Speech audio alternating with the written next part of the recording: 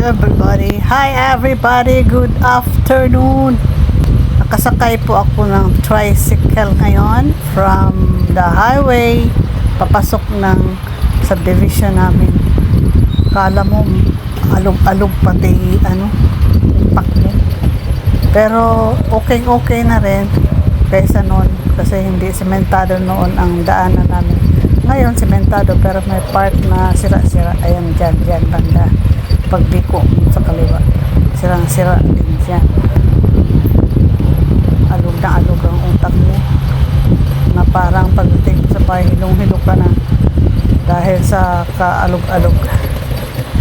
Yan ang buhay commuter.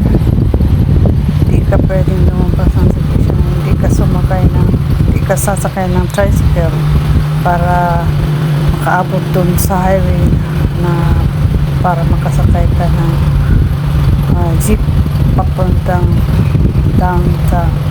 Malapit lang naman, mga 7 to 8 kilometers from our place downtown na. Kaya lang ang sasakyan naman wala kang service, ganyan.